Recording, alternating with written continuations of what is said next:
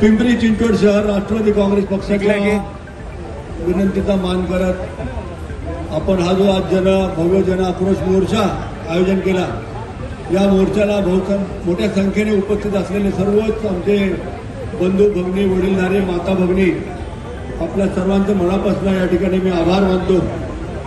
आजच्या या जन आंदोलनाला आपण पाहिलं असेल की डेव्हलपमेंट प्लॅनच्या विरोधामध्ये हा आक्रोश जन आंदोलन मोर्चा आपण आयोजित केला आहे आणि या मोर्चाला खूप मोठ्या संख्येने सर्व बांधवांनी साथ दिलेली आहे। त्याचं कारणच असं आहे की आपल्याला माहिती आहे की आपले जे सर्व दलित बांधव आहेत, महामानव भारतरत्न डॉक्टर बाबासाहेब आंबेडकर त्यांच्या स्मारकाच्या मागच्या बाजूला माता रमाबाईचं स्मारक करायचं हे आपल्या सर्वांची मागणी आहे आणि आपल्या सर्वांचं स्वप्न आहे। त्या ठिकाणी सुद्धा पोलीस स्टेशनचं व PMPLचं बस टर्मिनलचं आरक्षण टाकले, त्याबद्दल आपण सर्वजण प्रशासनाचा निषेध करूया, धिक्कार करूया। वास्तविक पद्धती आपली सर्वांची मागणी आहे ती पूर्ण व्हायलाच पाहिजे।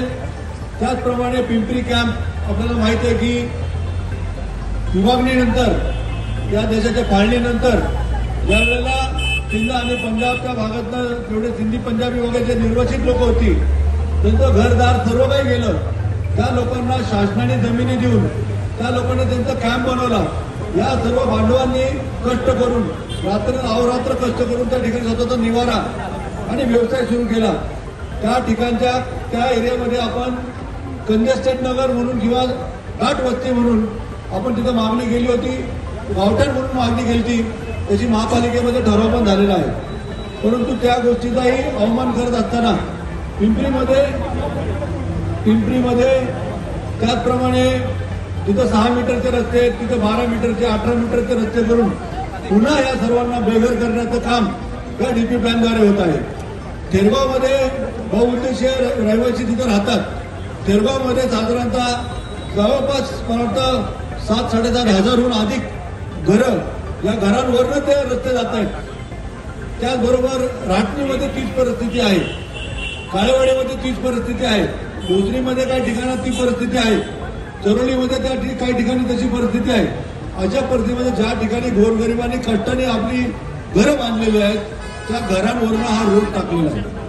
वास्तविक पाहता या शहराची वाढती लोकसंख्या लक्षात घेता रस्ते मोठे हवेत, परंतु त्या ठिकाणी आपण फ्लायओव्हर करू शकतो, त्या इथं आपण काही ठिकाणी अंडरपास करू शकतो आणि या गोरगरिबांची घरं आपण वाचवू शकतो।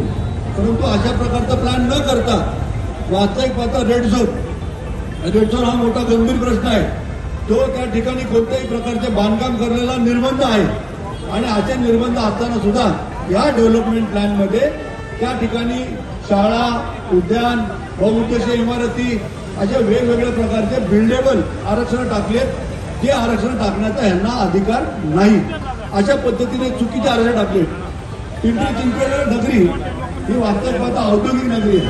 या औद्योगिक नगरीसाठी एकही आरक्षण ठेवलं नाही किंवा या औद्योगिक नगरीमध्ये कामगारांना प्रोत्साहन मिळेल, त्यांच्या मुलांना काही प्रशिक्षण मिळेल, अशा प्रकारचं एकही आरक्षण नाही। ही दुर्दैवाची बाब आहे। त्याचबरोबर MIDCचे काही आरक्षण होते ती आरक्षण सुद्धा रद्द केलेली आहेत, त्या ठिकाणी नवीन आरक्षण टाकले गेले।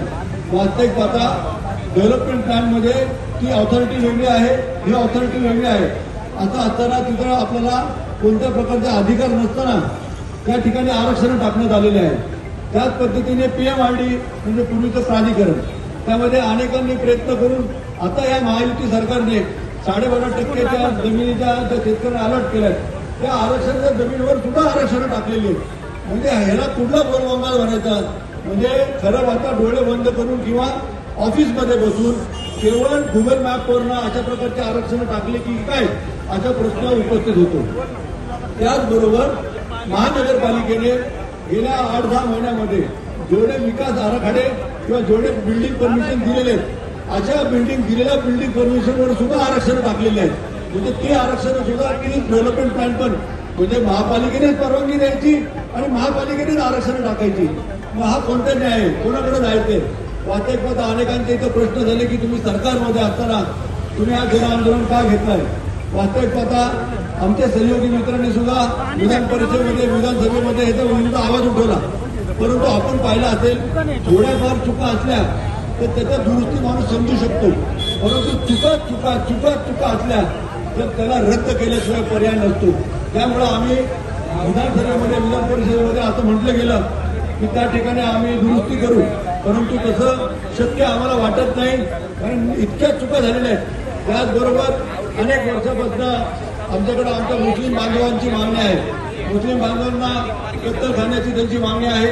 त्या कत्तलखान्याला आमचा सपोर्ट आहे, आमचा काही विरोध नाहीये. त्याचबरोबर ख्रिश्चन समाजाची त्या ठिकाणी सेमिटरी मागणी आहे, सेमिटरीला पण आमचा पाठिंबा आहे, त्यालाही आमचा विरोध नाहीये. किंवा दफनभूमीची मागणी आहे, त्यालाही आमचा विरोध नाहीये. परत आता योग्य ठिकाणी त्यांचे आरक्षण असावीत, जेणेकरून इतर नागरिकांना त्याचा त्रास होणार नाही, जेणेकरून सर्वसामान्यांना त्याचा त्रास होणार नाही. शेवटी आपण सर्व धर्म समभाव या अनुषंगाने वागतो. आपला पक्ष वास्तविक पाहता फुले आंबेडकर, शाहू छत्रपती शिवाजी महाराजांना मानणारा आपला पक्ष आहे. सर्व जातीय धर्मांना न्याय देणारा आपला पक्ष आहे. म्हणून आपण सर्वांची मागणी आहे त्या चुकीच्या पद्धतीने जो काही प्लॅन झालेला आहे तो रद्द व्हायला पाहिजे. कारण रावेर ठिकाणी, थेरगाव, काळेवाडी, रहाटणी, अनेक ठिकाणी, सांगवी, नवी सांगवी, जुने सांगवी, अशा अनेक ठिकाणी या मोठमोठ्या रस्त्यांमुळे आणि चुकीच्या आरक्षणामुळे अनेकांचे अनेक वर्षापासून मी जी लोक पिंपळे गुरु असेल म्हणजे गेल्या 25, 30 वर्षापासून ज्यांनी कष्टाने आपलं घर बांधलेलं आहे त्या लोकांची घरं उद्ध्वस्त होत आहेत. त्यामुळे हा जन आक्रोश, हा नागरिकांचा आक्रोश, आम्ही आज अनेक गोरगरीब बेघर होणार आहेत.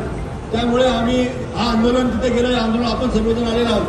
आधी आपल्या शहराच्या वतीने आपल्या आमदार साहेब आणि जे विधानसभेचे उपसभापती अण्णा बनसोडे आहेत त्यांना या सर्व तमाम जनतेच्या वतीने विनंती करण्यात येते की आपण हा आमचा आवाज त्या सभागृहात न्यावा, हा आमचा आवाज मुख्यमंत्र्यांपर्यंत न्यावा, आमचा आवाज उपमुख्यमंत्री व पालकमंत्री अजितदादांपर्यंत न्यावा, आमचा आवाज शिंदे साहेबांपर्यंत न्यावा उपमुख्यमंत्री, आणि हा डीपी प्लॅन एकदाचा रद्द करून या शहरवासियांना आपण न्याय द्यावा अशा प्रकारची विनंती आपल्याला करतो. आणि माझ्या शब्द संपवतो. पुन्हा एकदा या सर्व जनतेचे मी मनापासून आभार मानतो. धन्यवाद. जय हिंद, जय महाराष्ट्र, जय राष्ट्रवादी.